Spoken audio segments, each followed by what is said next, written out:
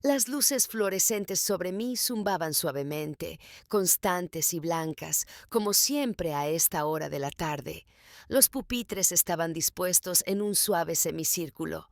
El trabajo de los alumnos decoraba las paredes, girasoles de papel, diagramas de barras, retratos de personajes a lápiz de color. Había colocado el informe de progreso de cada niño en una carpeta de cartón amarilla, sujetado con un clip junto a notas escritas con mi letra más clara. No tenía ninguna razón para estar nerviosa. La tarde había transcurrido sin contratiempos.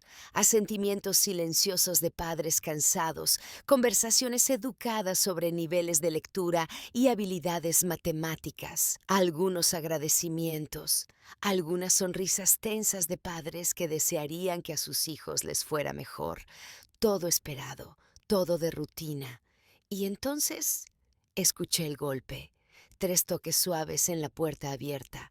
Me giré para recibir a quien viniera y todo se detuvo.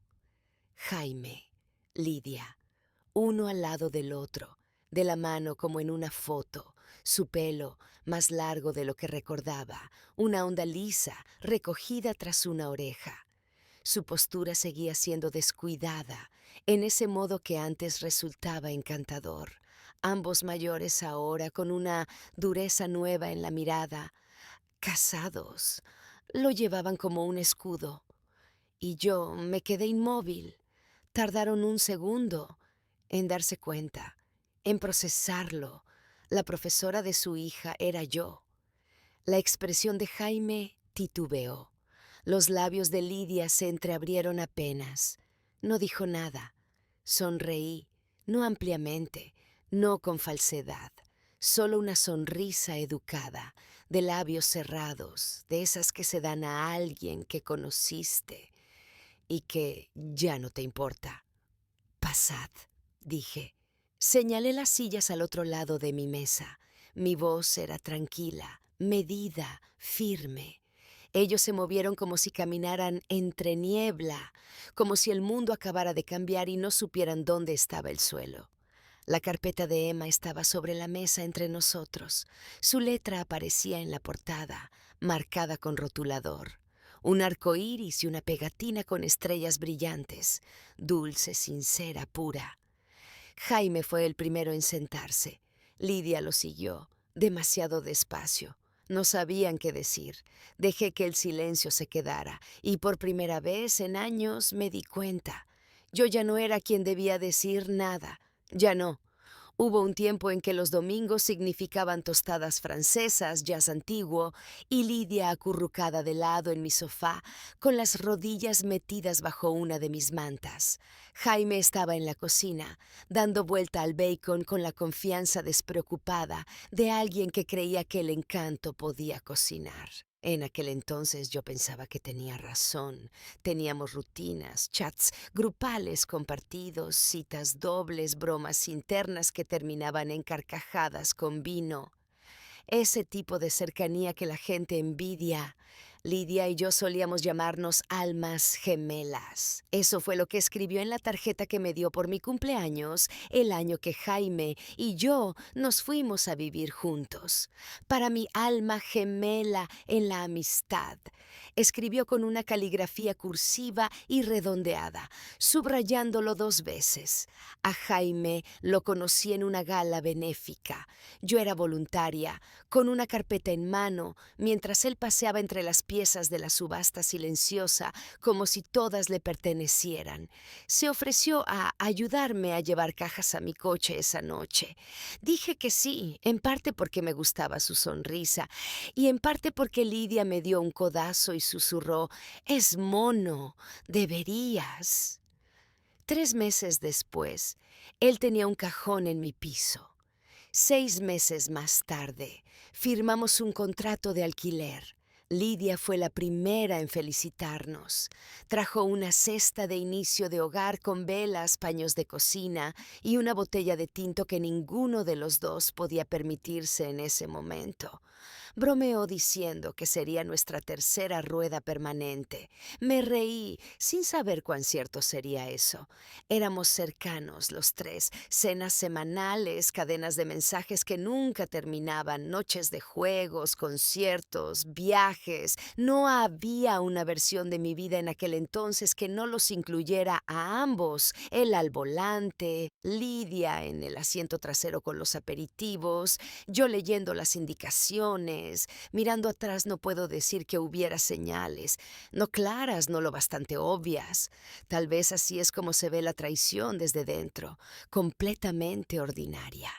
Una vez Lidia me ayudó a elegir un regalo de cumpleaños para Jaime.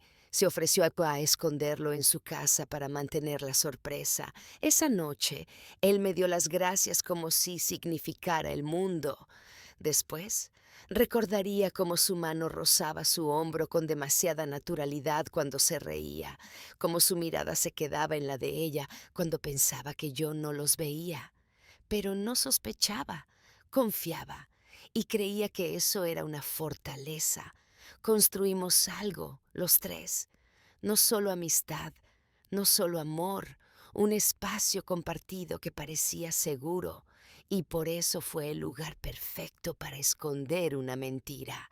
Empezó de forma sutil, llamadas perdidas, el móvil de Jaime iluminándose a horas extrañas, Lidia volviéndose más difícil de localizar. Al principio lo atribuía a la vida. Todos estábamos ocupados.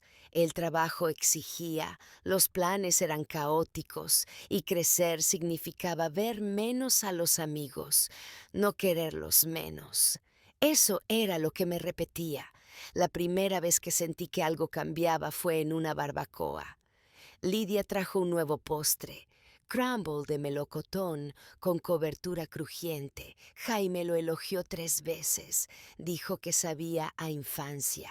Recuerdo cómo ella lo miraba, esperando su reacción. Me dije que no era nada, solo orgullo, solo amistad. Una semana después, Jaime canceló la cena. Dijo que se le había hecho tarde en el trabajo. Yo cené sola. A la mañana siguiente noté que casi no quedaba colonia en su frasco. Otra semana, Lidia llegó tarde a nuestro brunch con el pintalabios demasiado reciente y excusas demasiado vagas. Tráfico, dijo, negando con la cabeza. Hoy la ciudad es un caos. Se rió demasiado alto. Yo sonreí. Lo dejé pasar. Confiar te hace lenta para juzgar. La lealtad te vuelve ciega. Y cuando los que más quieres son quienes se alejan, tu instinto no es cuestionarlos, es aferrarte con más fuerza. Así que lo hice. Planeé más encuentros. Intenté mantenernos unidos. Ofrecía transporte, planes flexibles, dulzura. Pensaba que si me esforzaba más, volverían a mí. Que aquello que sentía era solo mi miedo, no una grieta abriéndose bajo mis pies. Pero las grietas no se anuncian, se extienden en silencio, entre sonrisas y risas compartidas y la ausencia de respuestas. Noté que Lidia dejó de quedarse a dormir. Antes se quedaba en mi sofá sin pensarlo, con la copa de vino aún en la mano, pero ahora siempre tenía una razón para irse temprano. Jaime empezó a dejar el móvil boca abajo sobre la mesa, sutil, insignificante, hasta que dejó de serlo. Una noche me desperté y él no estaba en la cama. La luz del salón estaba encendida. Fui en silencio. Lo encontré en el sofá, con el teléfono en la oreja, la voz baja. Cuando me vio, se sobresaltó. Dijo que era trabajo, un plazo que había olvidado mencionar. Quería creerle, así que asentí. Volví a la cama. Pero el silencio entre nosotros se espesó. No era ruidoso, no era rabia, era vacío. Por esa época Lidia dejó de responder a mis mensajes con el mismo calor. Sus respuestas se volvieron breves, una palabra, retrasos. Me decía que estaba cansada, agobiada, que me contaría si algo iba mal. Pero algo iba mal. La cercanía que habíamos construido, los años de confianza acumulada, no desaparecieron, se apagaron, se suavizaron en los bordes hasta que ya no quedaba filo que atravesara la niebla. Entonces no lo sabía, pero las personas que más quería ya se habían alejado, y lo único que quedaba era la lenta y dolorosa certeza de que yo era la única que seguía aferrada. Era martes, última hora de la tarde, gris afuera. Acababa de volver del trabajo, con los hombros pesados, la mente espesa tras otra reunión que bien podría haber sido un correo. El piso olía a lavanda por el difusor que había encendido por la mañana. Dejé el bolso junto a la puerta y me agaché para quitarme los zapatos cuando lo oí, el móvil de Jaime vibrando en la encimera de la cocina. Él no estaba en casa. Volvió a vibrar y otra vez. Caminé hacia allí sin pensarlo. Lo cogí para apartarlo. La pantalla se encendió con un nombre. Lidia. 3 mensajes. Una palabra me atravesó. Pronto. Dejé el teléfono, no con fuerza, no con ruido, solo con intención. Hay un silencio que llega antes del impacto, no el que está lleno de temor, sino el que empapa de claridad, el que te dice que todo está a punto de cambiar y no tienes derecho a apartar la mirada. No grité, no lloré. Me senté en la mesa de la cocina con las manos entrelazadas delante de mí y esperé a que Jaime volviera a casa. Llegó 20 minutos después con sonrisas despreocupadas y una bolsa de comida para llevar en la mano. Me besó en la cabeza como si nada fuera mal. Lo observé sacar los recipientes, me preguntó por mi día. Le dije que bien, entonces le pedí que me enseñara su móvil. La pausa fue corta, casi invisible, pero estaba ahí. Sus ojos se entrecerraron apenas y dijo, ¿por qué? Mi voz no tembló, porque Lidia ha escrito 3 veces, justo ahora. Su boca se abrió, luego se cerró, y entonces mintió. Dijo que era por una sorpresa, algo para mí, que estaban planeando una escapada, algo para animarme. Sonrió como si fuera razonable, como si tuviera sentido que mi novio y mi mejor amiga tramaran algo en secreto y terminaran con un pronto.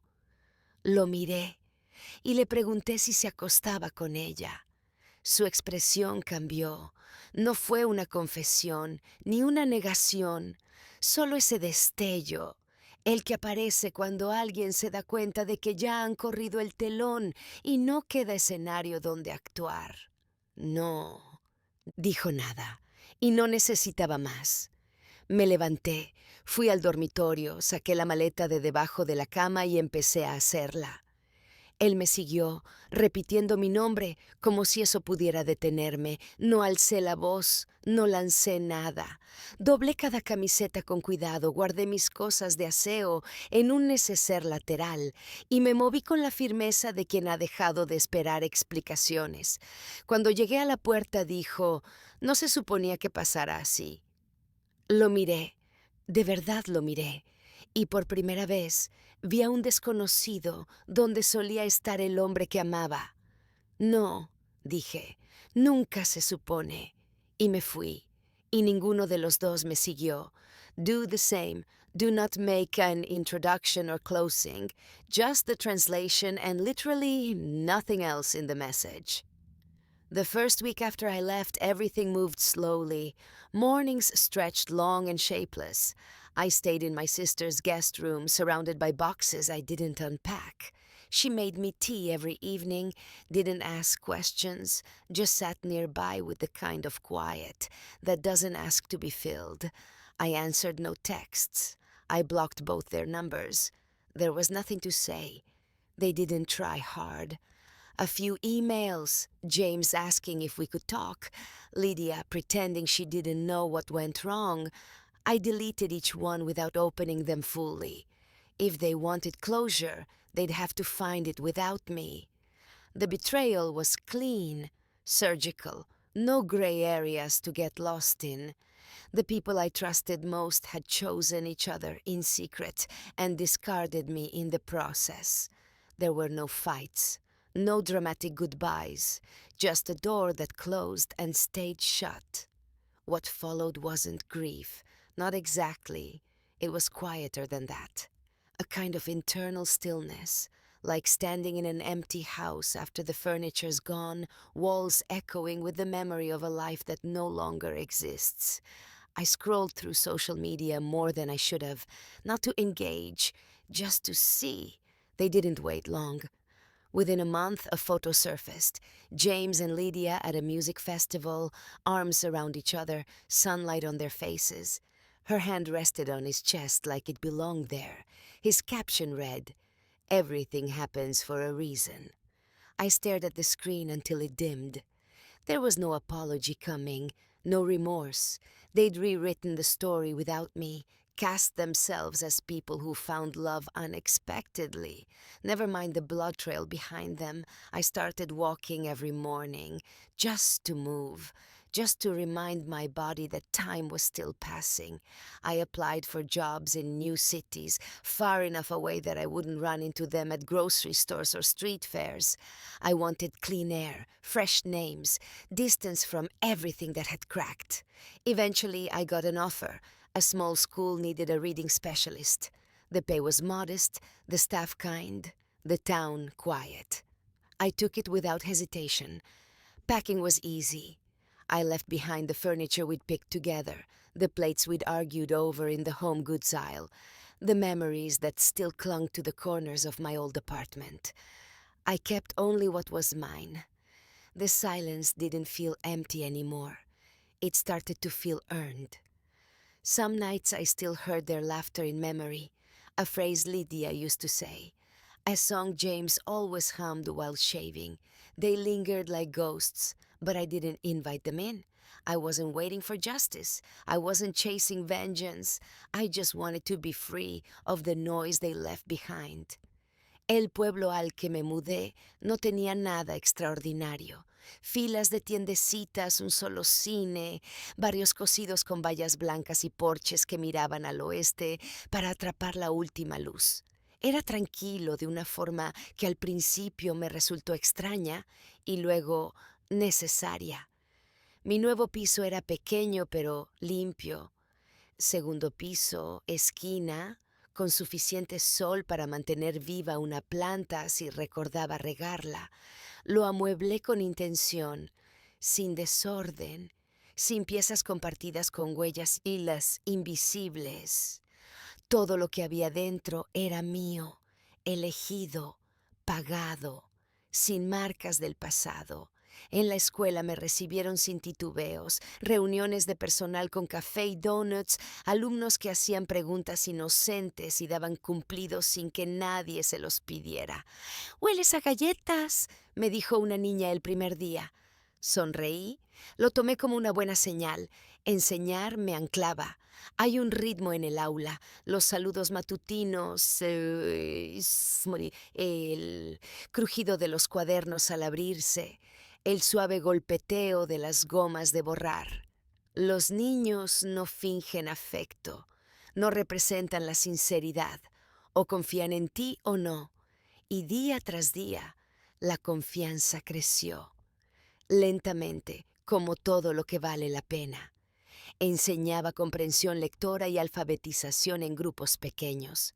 Mi aula tenía una alfombra en una esquina, estanterías bajas y gráficos plastificados que diseñaba yo misma hasta tarde. Se convirtió en un espacio de calma, estructura y constancia, todo lo que mi vida anterior no tenía. Nadie aquí conocía mi historia, no la completa. Algunos compañeros preguntaron de dónde me había mudado. Respondí con vaguedades. Necesitaba un cambio. Era suficiente. La mayoría asentía como si lo entendiera. La verdad es que estaba reconstruyendo desde los escombros, pero no lo mostraba en el rostro.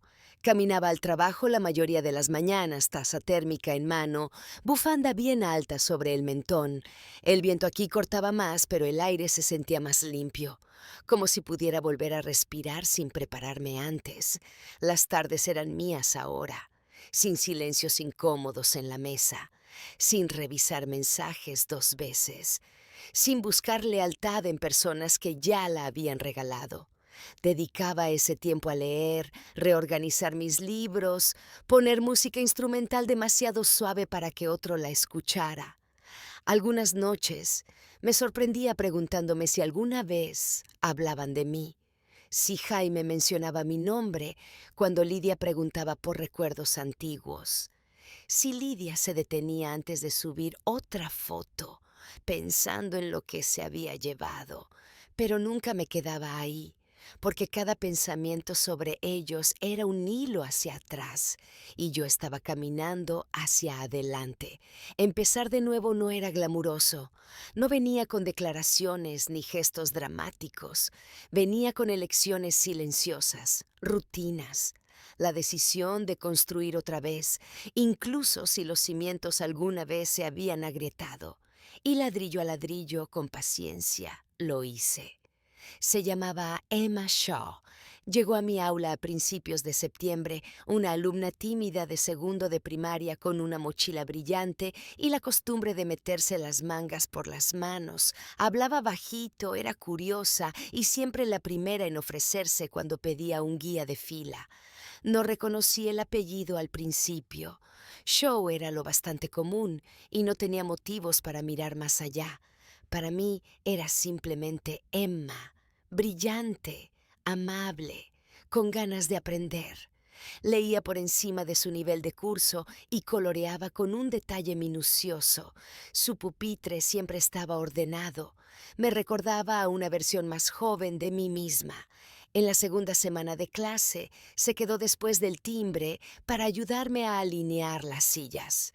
¿Te gustan los libros?, preguntó, observándome colocar una pila de lecturas iniciales en la estantería. Me encantan, respondí. Sonrió con los ojos. A mí también. Mi mami dice que leo como lo hacía ella de pequeña. Sonreí. Eso es un gran cumplido. Asintió y luego metió la mano en su mochila. ¿Quieres ver a mi familia? Antes de que pudiera responder, sacó una foto, un poco arrugada en las esquinas, era una instantánea impresa. Una pareja en la playa, el sol estallando detrás de ellos, una niña, Emma, entre los dos. Se me paró el corazón. Lidia, Jaime. Me quedé inmóvil, con los ojos clavados en la imagen. Su mano en su espalda, su rostro inclinado hacia él, lleno de tranquilidad. No habían cambiado mucho, un poco más mayores quizás, más pulidos, seguían siendo bellos, seguían orgullosos de lo que habían construido. Emma me miró sin saber. Ellos son mi mamá y mi papá, dijo, señalando. Se conocieron hace mucho. Asentí despacio, cuidando que mi expresión no cambiara. Es una foto preciosa. La guardó de nuevo, tarareando bajito, sin saber lo que me había entregado. No vio cómo mis manos se detuvieron. No vio el peso detrás de mi sonrisa. Esa noche me quedé despierta mirando al techo, la imagen grabada detrás de los párpados. Tenían una hija en mi aula, una hija que en el segundo mes ya decía que yo era su profesora favorita. La ironía era quirúrgica, precisa, inesperada y afilada como solo el destino sabe serlo. Había pasado años desenredándome de su historia, solo para encontrarme con su hija en el mismo centro de mi nueva vida. No se lo conté a nadie, ni a mis compañeras, ni a mi hermana, ni a mi reflejo. No había decisión que tomar. Emma era mi alumna, mi responsabilidad, mi inocencia que proteger. Y ellos, Jaime y Lidia, aprenderían que algunas venganzas no llegan con gritos ni crueldad, a veces llegan en silencio, con una carpeta, con un aula, con una niña que no tiene idea del pasado, que yace al otro lado del formulario de tutoría. La revelación llegó despacio, no en una oleada dramática, sino en fragmentos, pequeñas pistas que se fueron uniendo una tarde tranquila. Emma estaba trabajando en un proyecto del árbol genealógico. A cada alumno se le pidió que trajera fotos y escribiera unas líneas sobre las personas más cercanas a él. Era una tarea sencilla, pensada para fomentar la confianza y las habilidades narrativas. Me entregó su trabajo con una sonrisa orgullosa. La hoja estaba ordenada, su letra cuidada. En la parte superior, mi familia. Debajo dos columnas, mamá y papá. Al lado de sus nombres, fotos. Reconocí la de la playa y luego otra, tomada en interiores, Jaime agachado junto a Emma, ayudándola a Natatan a atárselos. Zapatos. Lidia al fondo con una taza de café en la mano, riéndose a media frase. Era una imagen casual, cálida, un momento de postal. Y cayó como un suspiro que se vuelve punzada en el pecho. Mant, tuve el rostro sereno. Elogié su caligrafía. Aprecié su esfuerzo. Más tarde, cuando los alumnos ya se habían ido y los pasillos quedaban en silencio, salvo por el susurro de los carros de limpieza, me senté en mi escritorio y volví a mirar el proyecto, no como profesora, no como alguien encargada de poner nota, sino como una mujer que por fin veía el círculo completo en el que había entrado.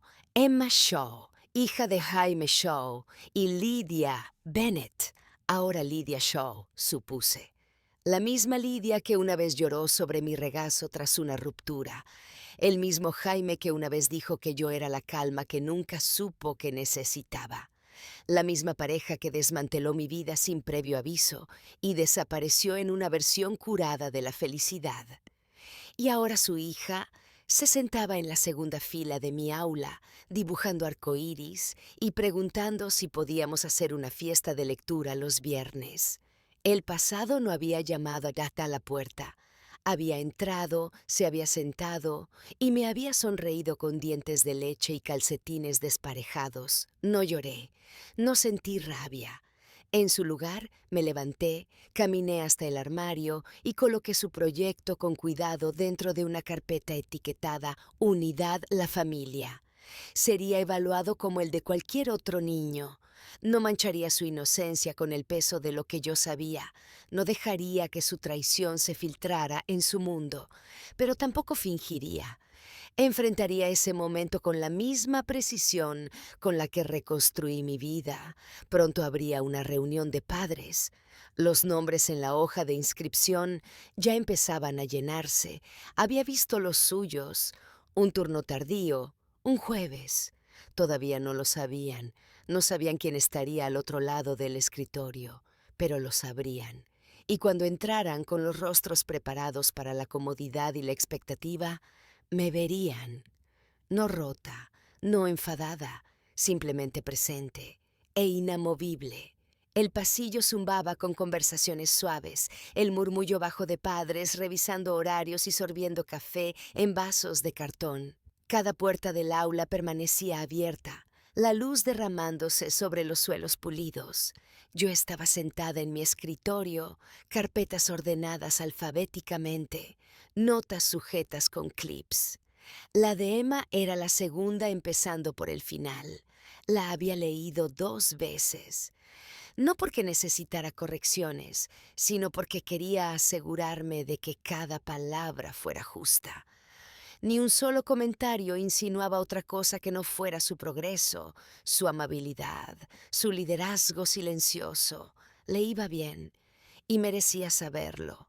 Las citas anteriores pasaron rápido. Sonrisas, preguntas sobre lecturas de verano, preocupaciones ocasionales sobre la atención o la caligrafía. Escuché, aconsejé Hice mi trabajo. Entonces, a las 19:08, escuché unos pasos que se detuvieron frente a mi puerta. Levanté la vista y allí estaban. Jaime entró primero, una carpeta en la mano, vestido con un abrigo gris pizarra que no le conocía. Su rostro, más delgado, aún guapo con esa elegancia cuidada y sin esfuerzo. Lidia venía detrás, con el pelo recogido en un moño alto, maquillaje mínimo, expresión indescifrable. Se detuvieron en el umbral. Yo no me moví. El reconocimiento se les extendió por el rostro como un vaso que se cae, rápido, cortante, imposible de ignorar. Jaime parpadeó. La boca de Lidia se entreabrió un instante, luego volvió a cerrarse. Parecía golpeada por el recuerdo. Señorita Rowe, dijo Jaime. Su voz tenía ese brillo forzado de quien finge no estar ahogándose. Buenas tardes, respondí, señalando las sillas. Por favor, tomad asiento. Se sentaron, los movimientos más rígidos de lo que recordaba. Lidia cruzó las manos sobre su regazo, las uñas pintadas de rosa pálido. Jaime tamborileaba con el bolígrafo en la carpeta, los ojos recorriendo la sala como si esperara que todo fuera un error. Abrí la carpeta. Emma está yendo excepcionalmente bien. Comencé con un tono uniforme. Lee por encima del nivel de su curso, participa con amabilidad y se ha convertido en una líder silenciosa en clase. Lidia asintió demasiado rápido. La adora, dijo, con una voz débil. La miré. Se estremeció. Jaime carraspeó. No teníamos idea, quiero decir, cuando nos apuntamos, no sabíamos que yo sería su profesora. Terminé por él con voz serena. Esbozó una sonrisa floja. Sí. No respondí. Simplemente pasé a la siguiente página. Hablamos de estrategias de lectura, unidades de matemáticas, informes de conducta, todo profesional, todo fluido. Pero sus ojos no dejaron de buscar los míos, buscando emoción, una grieta, cualquier cosa que les permitiera recuperar el equilibrio. No encontraron nada. Cuando terminó la reunión me levanté. Ellos hicieron lo mismo. Torpes. Lidia finalmente lo dijo. No era nuestra intención. Espero que Emma siga prosperando, dije, cortando el aire con precisión. Buenas noches. Y me giré. Se fueron en silencio, ese tipo de silencio que resuena más fuerte que cualquier disculpa. Por primera vez no eran ellos quienes llevaban la narrativa. Era yo. A la mañana siguiente llegué a la escuela antes del amanecer, no porque lo necesitara, sino porque quería hacerlo. Hay algo en un aula vacía al alba, la quietud, el zumbido suave de la calefacción calentando el espacio. Se siente como una página en blanco, intacta, limpia. Me senté en mi escritorio y pasé los dedos por la pila de carpetas, deteniéndome brevemente en la de Emma antes de colocarla en el montón de las terminadas. La noche anterior se habían marchado descolocados, no ruidosos, no en pánico, pero desequilibrados de esa forma en que la gente se queda cuando el pasado entra en la sala vestido de compostura. No levanté la voz. No emití juicio. No lo necesitaba. No había hecho más que cumplir con mi trabajo. Y aún así, se marcharon sacudidos. A mediodía los comentarios comenzaron a circular por el pasillo. Charlas inofensivas entre el personal. Los padres de Emma parecían tensos anoche. Se notaba algo raro. Pensé que serían más cercanos. No dije nada, porque el cambio ya había empezado. No fue una confrontación, fue una reconfiguración. Entraron en esa sala creyendo que pisaban territorio neutral, una reunión de padres como cualquier otra, pero lo que encontraron fue un ajuste de cuentas no verbalizado. Estaban acostumbrados a la versión de mí que confiaba, que se ablandaba, que cedía. Pero esa mujer había metido su vida en una maleta y desaparecido sin dejar rastro. La que estaba frente a ellos ahora era medida, precisa, completamente indiferente a su incomodidad. Emma volvió a clase al día siguiente, tan alegre como siempre. Me abrazó por la cintura durante la fila del recreo y me dijo que su mamá había hecho tortitas para cenar. Asentí y sonreí. Ningún niño debería cargar con el peso de los errores de sus padres. Esa tarde me crucé con Lidia en el aparcamiento del colegio. Estaba apoyada en su coche con los brazos cruzados, claramente esperando. Avanzó cuando me vio. «Ana». No dejé de caminar. «Por favor», dijo, con voz baja, casi desesperada, «podemos simplemente...». «Tu hija está yendo muy bien», dije sin mirarla. «Concéntrate en eso». Abrió la boca otra vez, pero las palabras murieron antes de alcanzarme. No le debía nada, ni una escena, ni una conversación, ni un cierre. El cambio no se trataba de venganza, se trataba de reclamar espacio. Aquel del que ambos intentaron borrarme, aquel que reconstruí en silencio, ladrillo a ladrillo, sin ellos. Y ahora cada vez que dejaran a Emma, cada vez que se sentaran en una asamblea escolar o leyeran un boletín de clase, verían mi nombre, no con rabia, no con vergüenza, sino con permanencia silenciosa. Yo ya no formaba parte de su historia, ellos estaban en la mía. Hay un tipo extraño de silencio que llega cuando te olvidan personas que juraron que nunca lo harían. Jaime solía decir que no podía imaginar su vida sin mí. Lidia me dijo una vez, con lágrimas en los ojos, que nuestra amistad era lo más seguro que había conocido. Ambos mintieron, o quizás simplemente dejaron atrás sus verdades. Lo que no saben, lo que nunca llegarán a entender del todo, es cuánto recuerdo yo. La noche antes de su boda, alguien me envió una foto, sin nombre, sin mensaje, solo una imagen. Los dos en una cena de ensayo, copas de vino en alto, su mano apoyada en la curva de su hombro. La miré hasta que la pantalla se oscureció, luego apagué el móvil y lo guardé en un cajón. No lloré, no maldije. Me senté en el suelo en silencio y dejé que cayera la última pieza. Querían borrarme, limpiamente, sin complicaciones. No discutieron cuando me fui, no me siguieron, no preguntaron cómo estaba ni una sola vez. Reempaquetaron la historia y la compartieron con el mundo, la nueva pareja que encontró el amor tras el desamor. Lo que no saben es que vi los correos. Lidia se olvidó de cerrar sesión una vez, meses antes de que todo se viniera abajo. Vi su hilo. Cómo empezó con un «a veces pienso en ti» y derivó en cosas más íntimas, planes, bromas que yo nunca debía haber leído. Y no dije nada, porque quería estar equivocada. Lo que no saben es que les escribí una carta a cada uno y las quemé la misma noche que me mudé, no por rabia, sino para liberar mis manos de palabras que nunca merecieron.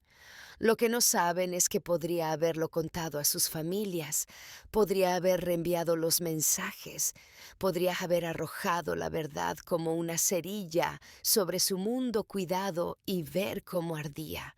Pero no lo hice, porque lo que yo quería no era destrucción, era distancia y ahora años. Después el pasado ha regresado, atado a una niña que no ha hecho nada malo, una niña a la que enseño con justicia y cuidado, incluso cuando sus padres se estremecen cada vez que ven mi nombre al pie de una autorización. Eso es lo que nunca comprenderán. El peso de ser amable con la prueba viva de tu traición, la gracia que se necesita para mantenerse firme cuando quienes te hirieron fingen que no existes. Pensaron que me habían enterrado. En cambio, me plantaron justo en el centro de su futuro. No necesito venganza. Ya estoy escrita en sus vidas de una forma que nunca podrán deshacer. Y cada año escolar que Emma entra en mi aula, recordarán exactamente quién soy. No la mujer que descartaron, la mujer que recordó. Emma tenía la costumbre de llegar temprano. Se sentaba en su pupitre con el libro abierto antes de que sonara la campana, las piernas balanceándose suavemente bajo la silla, completamente absorta en el mundo que hubiera elegido esa semana. Últimamente eran historias de rescate animal. El mes pasado cuentos de hadas reescritos con princesas más fuertes. Una vez me dijo: los libros me hacen sentir que puedo hacer cualquier cosa. Asentí. Así debe ser. Nunca dejé que viera el cambio en mi mirada cuando decía cosas así, el peso detrás de mi silencio, porque, sin importar cuál fuera su apellido, Emma seguía siendo una niña, seguía siendo curiosa, seguía siendo buena, y nada de lo que ocurrió entre sus padres y yo le pertenecía a ella. Una vez me preguntó, inocentemente, si tenía hijos. No, respondí con suavidad. Todavía no. Pareció conforme con eso. Volvió a su dibujo. Esa era la cuestión. Ellos le dieron la vida y de algún modo esa vida había acabado bajo mi cuidado. No por diseño, no por venganza, sino por algo más profundo. Una simetría silenciosa. Y cada día la trataba con la misma equidad que ofrecía a cada alumno. No porque tuviera que hacerlo, sino porque elegía hacerlo. Enseñarle nunca fue la parte difícil. Lo difícil era saber que cada sonrisa que me daba, cada momento de orgullo al resolver un problema o leer en voz alta con claridad perfecta, se filtraría de vuelta hacia ellos, que lo escucharían durante la cena, que mi nombre sería dicho en su casa con elogios a través de una niña que no conocía toda la historia. Ese era el verdadero poder, no la venganza, la presencia. Emma me trajo un dibujo una vez. Era un boceto sencillo, con crayones, nuestra aula, la estantería, un sol brillante en una esquina con caritas sonrientes en cada alumno. Arriba escribió: la clase de la señorita Rowe es el mejor lugar. Lo colgué en la pared con los demás, sin trato especial, sin protagonismo, pero guardé una copia en mi cajón. Algunos días la miraba entre lecciones, no para sentirme poderosa, sino para recordarme por qué me mantenía serena, por qué trazaba líneas claras, porque nunca permití que su traición tocara su experiencia, porque la gracia, cuando se elige, suena más fuerte que la rabia, y Emma nunca sería una víctima de las decisiones de otros. Cada ficha de vuelta, cada estrella dorada en su carpeta, cada momento silencioso en el que se sintiera segura en este espacio, esos eran mis actos de desafío silencioso. No con ira, sino con control. Puede que hayan reescrito el pasado sin mí, pero nunca podrían borrar lo que yo había construido ahora, y cada vez que vieran los ojos de Emma iluminarse al hablar del colegio, lo sentirían, lo sabrían. Yo seguía aquí, solo que no de la manera que esperaban. El curso escolar se deslizó hacia el invierno con su ritmo habitual: boletines para padres, proyectos de ciencias, manoplas olvidadas en los ganchos del pasillo. Emma prosperaba. Leía en voz alta con confianza, se ofrecía para ayudar a compañeros con dificultades y una vez organizó una colecta de abrigos para un refugio cercano con ayuda de su madre. Lidia me envió un correo para dar las gracias. El mensaje era breve, agradecido, incluso cálido. Me agradecía por fomentar la compasión de Emma, por ayudarla a salir de su caparazón. Me quedé mirando la pantalla durante un buen rato antes de cerrar la pestaña sin responder. No necesitaba su gratitud, no porque no fuera merecida, sino porque llegaba demasiado tarde. La gente cree que la presencia es pasiva, que quedarse en silencio es lo mismo que hacerse pequeña. Pero la presencia, la verdadera presencia, es su propia forma de trueno, de ese que no oyes hasta que ya está encima, Cada semana me ponía frente a la clase y enseñaba con cuidado, con paciencia, con estructura. Y cada semana Emma volvía a casa con historias sobre lo que había aprendido, lo que yo había dicho, cómo hacía que leer fuera divertido o cómo la ayudaba a sentirse valiente cuando no sabía una respuesta. Y cada vez que se lo contaba, yo estaba allí, no en persona, pero en su casa, en su cocina, en su día a día. Lidia una vez ocupó ese lugar en la mía. Ahora yo lo ocupaba en la suya, sin esfuerzo, sin permiso, sin haber tocado jamás a su puerta. Eso era lo que nunca comprendieron. No necesitaba romper su paz para recuperar la mía. No necesitaba rondar su matrimonio para hacerme notar. Solo necesitaba vivir bien, firme, visible, para hacerles saber que no me habían borrado, solo había cambiado de forma, y no podían evitarme sin herir aquello que ambos decían amar más que nada, Emma. Nunca usé eso, nunca lo manipulé, pero conocía su peso, el conocimiento silencioso de que me había convertido en la persona a la que debían respeto, porque su hija lo hacía. En una asamblea escolar, vi a Lidia observándome desde el otro lado del gimnasio. Yo organizaba a los niños en filas para una canción. Emma me saludó con la mano y sonrió. Yo le devolví la sonrisa.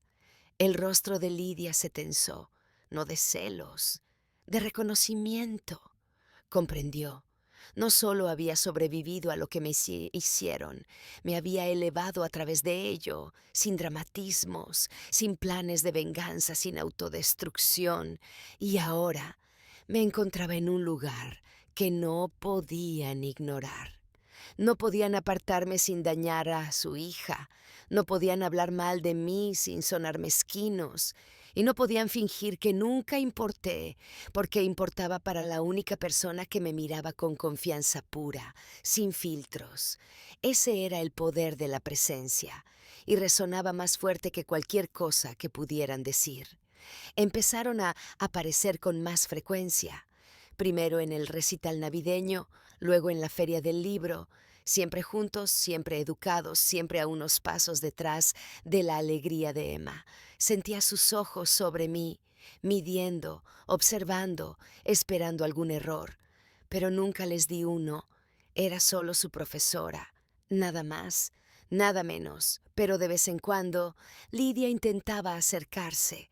Se quedó merodeando después de la salida una tarde, el abrigo desabrochado, las llaves en la mano, fingiendo buscar en su bolso.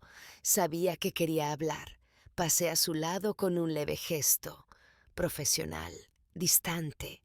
Una semana después, dejó una nota en mi escritorio. Estaba doblada con cuidado, un cuadrado pequeño, sin sobre, solo mi nombre escrito con su letra, las mismas curvas y bucles que una vez reconocí en tarjetas de cumpleaños y notas adhesivas pegadas en mi nevera. La abrí en casa. Dentro, 5 líneas. Sé que nunca desharemos lo que pasó, pero gracias por ser amable con ella. Lo veo. Y sé que no tenías por qué serlo. La volví a doblar sin reaccionar. La amabilidad nunca fue un favor, fue una decisión, un límite que tracé no por ella, sino por Emma. Aún así, la nota quedó en mi cajón, escondida detrás de los planes de clase. No porque la perdonara, sino porque era un recordatorio de cómo se ve la culpa cuando finalmente se da cuenta de que ya no tiene poder.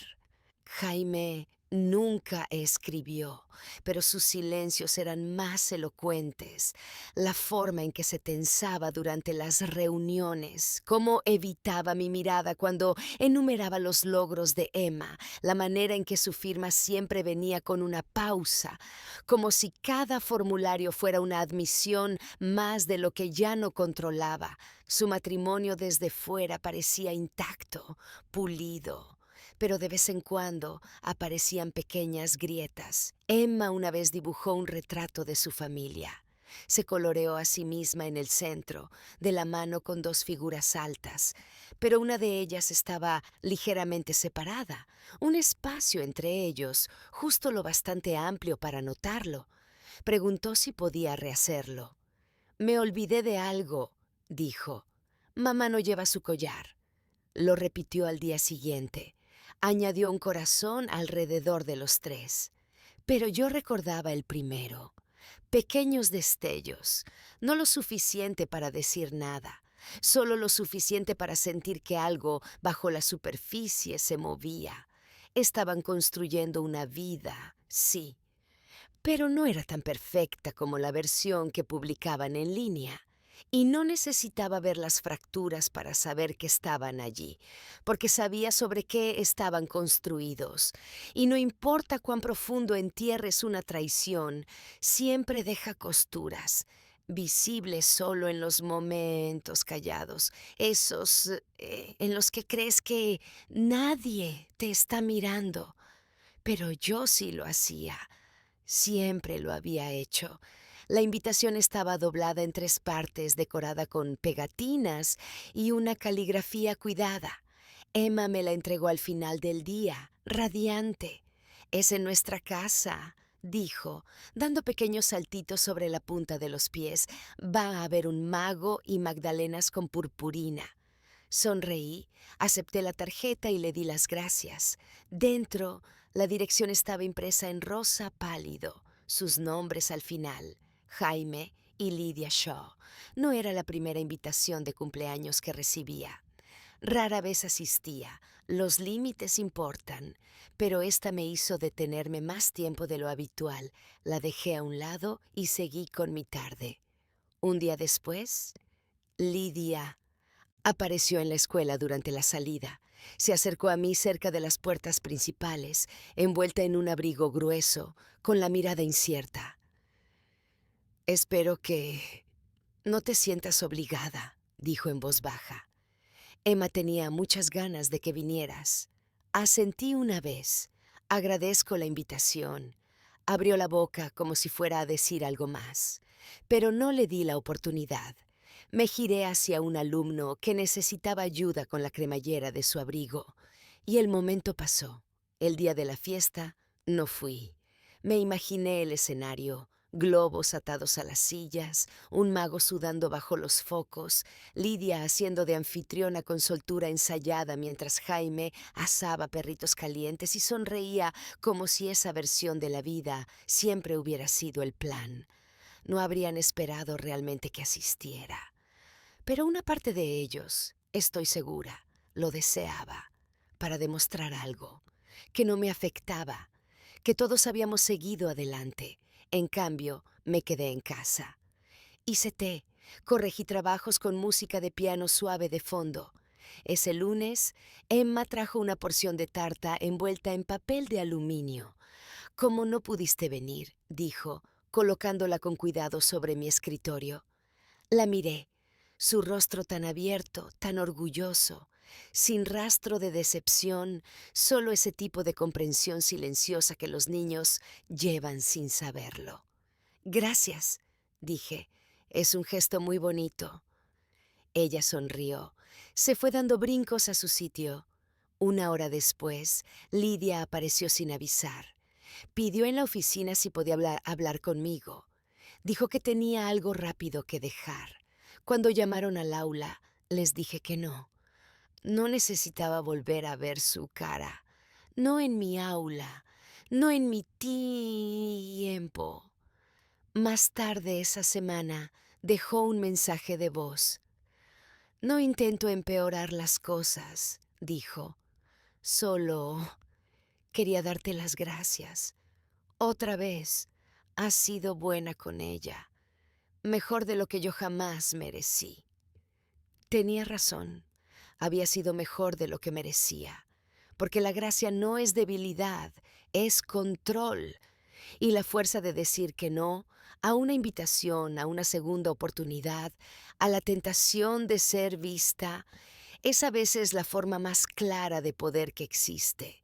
La última semana de clases siempre traía una energía distinta, más ligera, inquieta. Los alumnos recorrían los pasillos con el zumbido de la promesa del verano y la sensación de cierre.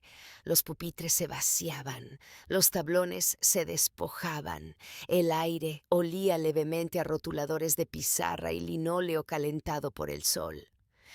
Pasé la última tarde organizando los boletines en sobres manila, uno por cada estudiante. El de Emma estaba entre los últimos. Escribí su nombre con letra suave y uniforme y deslicé su informe junto con una nota manuscrita.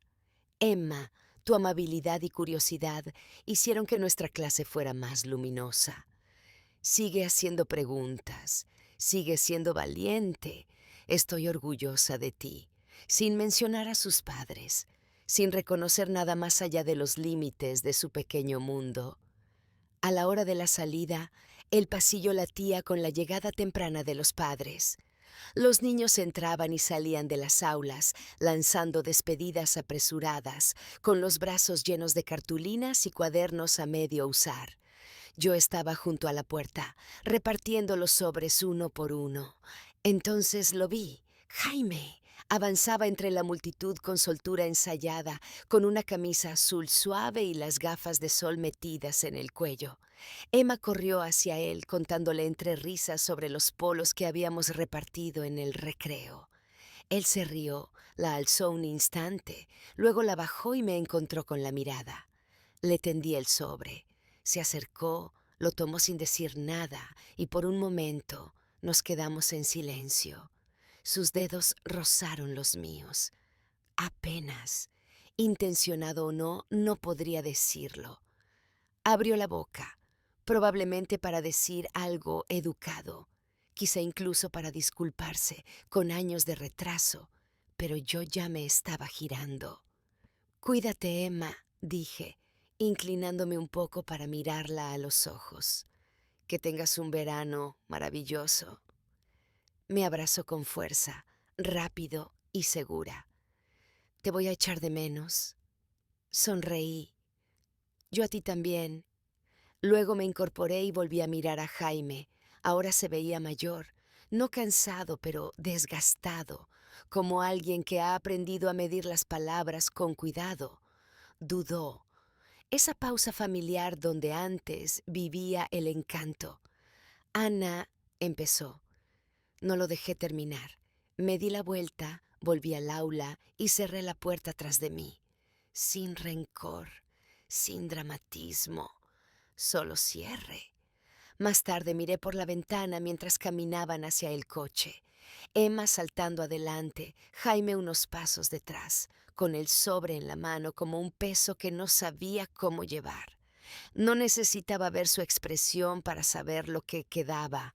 Una vez sostuvo una parte de mi vida, pero ahora yo sostenía algo que él no podía tocar, el respeto de su hija. Y eso nunca sería suyo para quitar. Llegó en un sobre pequeño, doblado con cuidado, deslizado entre las páginas de mi agenda durante una mañana ocupada. Solo lo encontré porque estaba buscando un bolígrafo. La letra era inconfundible, infantil, irregular, con grandes bucles y puntos sobre las íes que parecían pequeñas sonrisas.